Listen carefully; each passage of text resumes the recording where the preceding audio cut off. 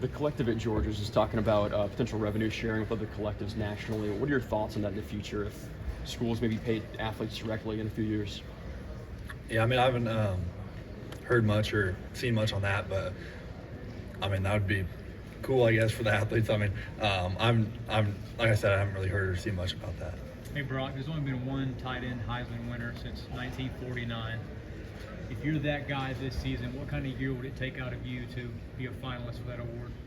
Yeah, I think it would take a lot, just because tight end positional value isn't super high usually, and like I said earlier, quarterbacks. I mean, they're usually the best player on the field because they need to be kind of the field general, and that's why they usually win the award. So it would take a lot this year for me to do that. Has Mike Bobo told you at all that you're going to get the football in a different sort of role, hybrid type role?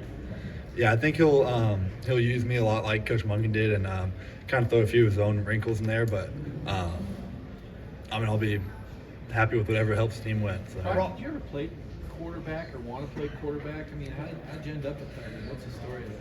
Yeah, I actually played quarterback my freshman year in high school, but it was triple option, so I'd kind of just keep it most of the time. So that was really fun. But yeah, I ended up playing receiver my sophomore year, and then I was a bigger dude, so I just moved down to tight end.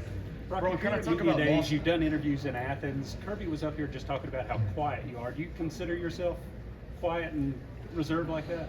Yeah, I mean, I'd say so. I just don't have a lot to say usually. Yeah. Brock, kind of talk about Lawson Lucky and Oscar Delp, some of these guys kind of down the depth chart behind you, and what they'll mean with Darnell gone. Yeah, I think I mean, we're not going to have another Darnell because I mean, we don't have anyone that's 6'8", 280 and can move like that. And I mean, but those dudes are going to be themselves, and they're going to be legit players because that's how Coach Hartley recruited them. And I mean, they've been doing a lot better, working hard every day, so I'm proud of them. Kind of going off of that, now with Ryland and Darnell, you're the oldest tight end in the room, you're kind of the veteran. What's the different mindset that you have going in with all these young guys coming in? Yeah, it's kind of crazy to think that I'm the old guy now because it feels like just yesterday I was just a freshman coming in, and I feel like I've been trying to help them and lead them in on the right direction and the right path to succeed, hopefully, and kind of taking on more of that leadership role in the room. It's kind of my goal. Brock, do you ever watch film of any other college tight ends to see what they're doing, specifically someone like Jatavian Sanders at Texas? Yeah, I mean, I think most of the time when we're watching other teams film on tight ends, usually for opponents that we're going to play and kind of what they do good against other people. So, I mean, we don't really dive too deep into just, I guess, watching film just to watch. We kind of just watch opponents and stuff like that.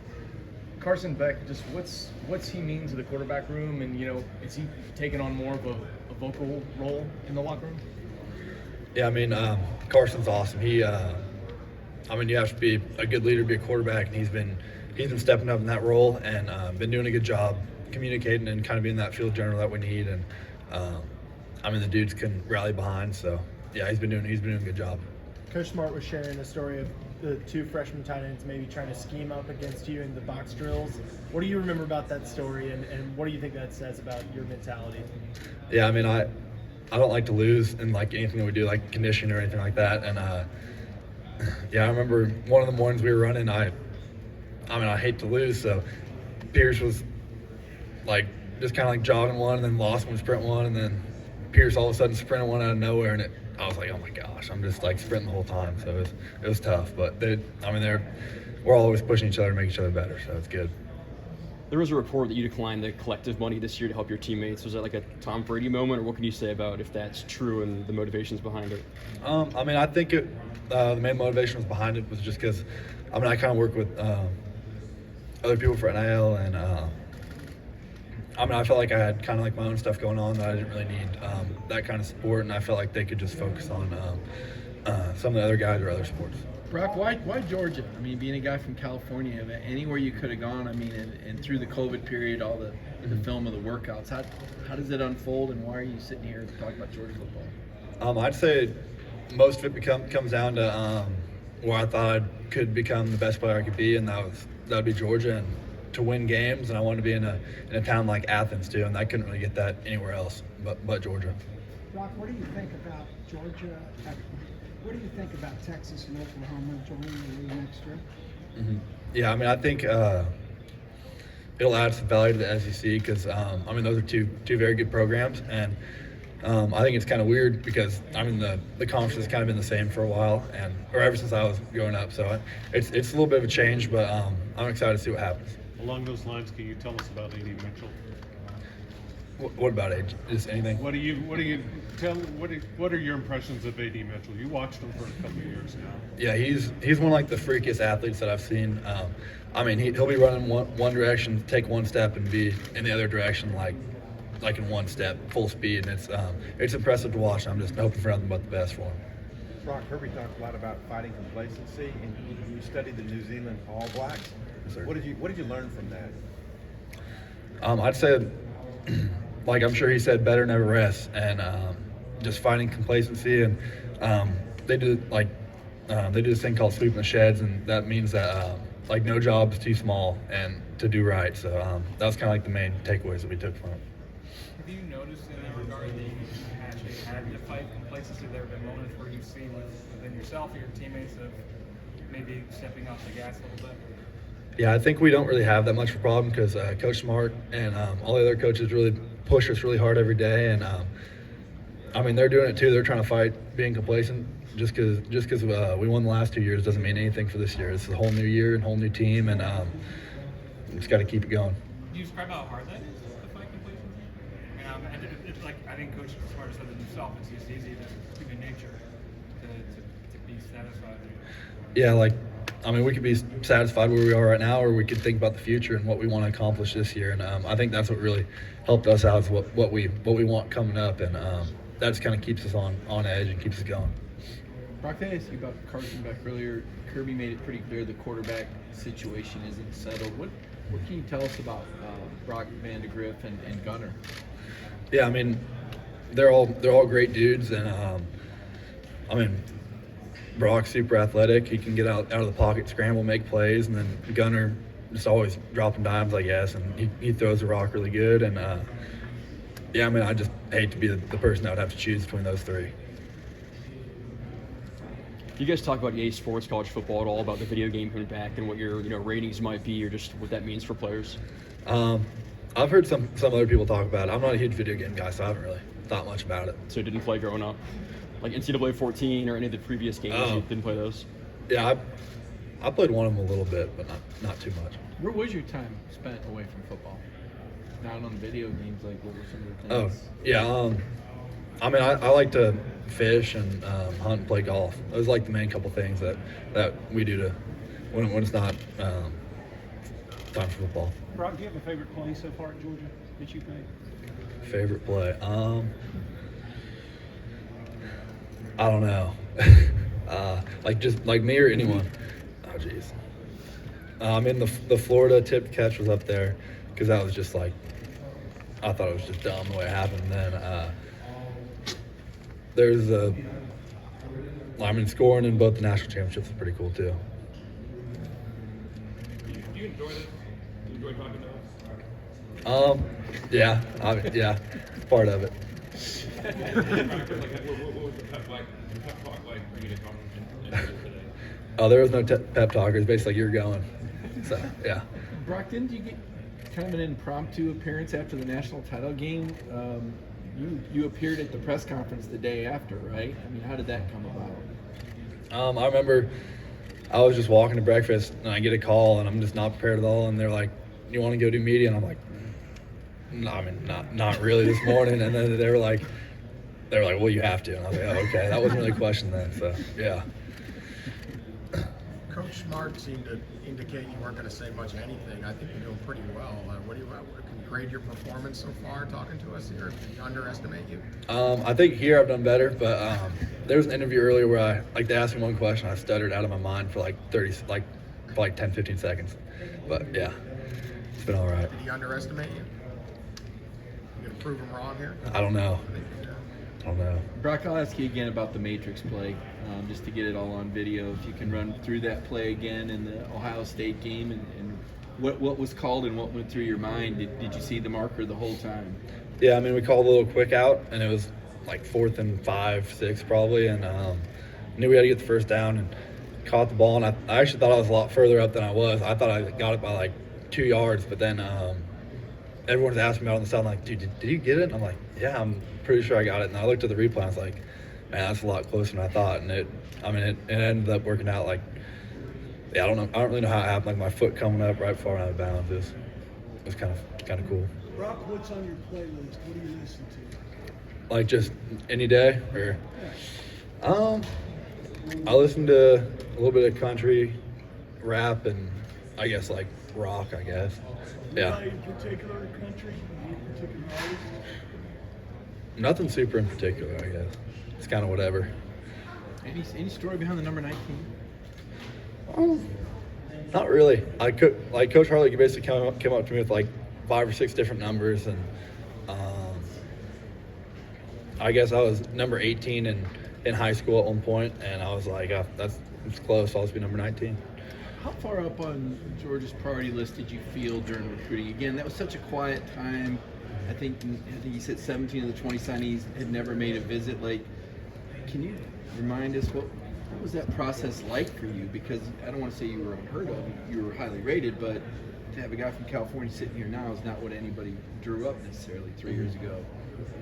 Yeah, I mean, the recruiting process was a little weird during like that COVID time because I didn't take any official visits, and I kind of just had to figure it out on my own. And they kind of Georgia did a good job about they'd like go on Zoom and stuff. I mean, it wasn't the same as like going on an actual visit, but they made me feel wanted and everything, and feel like I could make an impact. So that's why I came. I guess I'd ask you about the Pac-12. You think about USC, you think about Oregon, and their presence, and you being from Northern California. Did that just never enter your mind, or were those schools ever interested, or did they come after you? Yeah, they came after me, but I didn't really want to be like in Seattle or LA. I wanted to be in like a smaller like college town feel like Athens, and that's kind of the main reason why I kind of veered away from those schools. So if you make an official visit, had you been there before? Had you been to Athens? Did you go unofficially at least? And when? Yeah, I went unofficially, I think 2 or 3 times. So. I know Kamari talked a lot about the fact that he sent a lot of clips over to Georgia. I know you did some of the same with you working out. I mean, how, like, looking back on that process, how weird is it that, I mean, almost as they were recruiting you, you were also recruiting yourself to Georgia? Mm-hmm. Yeah, I mean, I didn't really think it was weird at the time. I was kind of like going with the flow, but yeah, I guess I just wanted to make sure we weren't getting fat and lazy over the COVID break, I guess. Do you think that was beneficial to now, and especially that hot start you got to that eventually provided you to catch a touchdown in the national championship? Yeah, I mean, it wouldn't have changed much of the stuff I was doing. I was doing all the same stuff. I was just having to record it and send it in. So, yeah. Brock, what goals do you have for yourself this year that you'd like to accomplish? Like me personally or as a team? Yourself personally, yeah.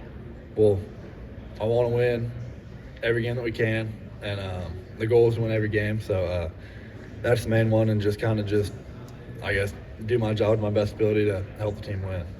Brock, what's the most California thing about yourself? I mean, food, or did you ever surf, anything like that? No, never surfed, but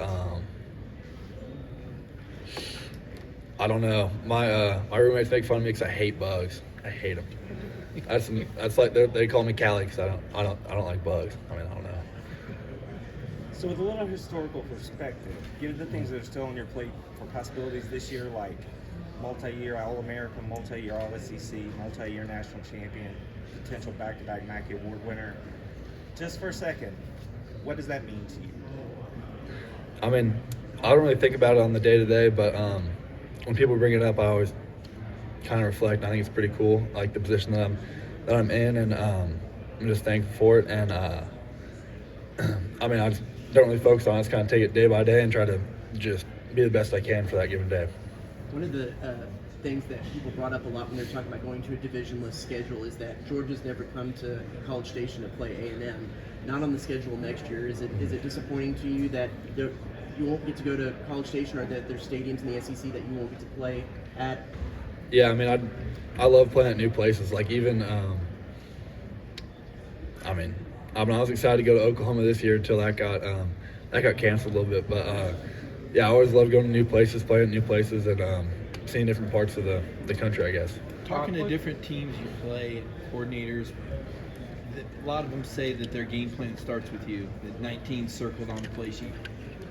How quickly can you figure out what teams are doing, and do you necessarily feel that presence that, okay, let's see how these guys are coming at, because safeties, linebackers, we've seen all sorts of different guys try to match up with you. Yeah, I mean, I see it a little bit. Like I'll like feel someone like kind of like traveling with me sometimes, and just kind of like little stuff like that. But I feel like the coaches up in the box like see it a lot. Like my coach Coach Hartley's always up in the box, like telling me like what he's seeing, and I'll tell him what I see on the field, and it's pretty helpful during the game. Brock, what's unique about this team compared with the previous two? What's different about it?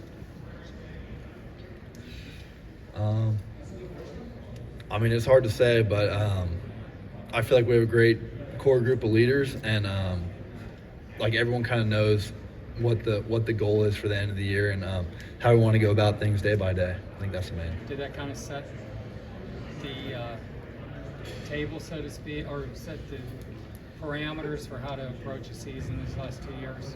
Would you learn maybe you can apply? I think a big thing last 2 years and going into this year is connection, and kind of just like knowing everybody and why they do the things they do, and just that little bit just makes it that much better. Brock, you mentioned you were excited about the chance to go to Oklahoma this year before they got canceled. I guess what was your reaction when you kind of found out that game was getting moved? I think we're all a little bit disappointed because I wanted to go to Norman personally and go see what it's like and go play there in front of all those Oklahoma fans. But I mean, another home game, and it's gonna be a fun one. So. What do you think it's gonna be like next year when Oklahoma and Texas join the SEC? I mean, I don't think it'll affect us much. I think we just go about our business every week, and just prepare the same way for every team. And if we do that, we should be all right. Brock, Coach Smart talks a lot about your humility. Are you the best tight end in America? That's not up to me to decide. I don't know. Do you feel like you ever replaced Alabama as the dynasty in football? I don't know. I think we all have a ton of respect for them, and we just kind of do things the way we do things, and just try to uphold the standard that we have, and we just try to do our thing. And how would you describe Kirby as a motivator? Oh, he's like the ultimate motivator. I mean, he'll come in. He'll come in every single day with like max energy and just coming after us every single day. Like he could be running off like probably like 1 or 2 hours of sleep and still be on 10 every day. So it's impressive. How does he challenge you? We've heard him call out guys from not running from drill to drill. Obviously, you're an example of somebody who runs all the time, does everything right. Does he still push you or give you a hard time in different ways, or is there any buttons that he can still push to fire you up on days when maybe you're not at 110? Oh yeah, I mean he always has that loud mic on him at practice, and he'll call me out sometimes and tell me I'm not winning and stuff, and that'll really piss me off and get to me. So yeah. Brock, I want to ask about the mantra of better never rests. I mean, what does that mean to you specifically?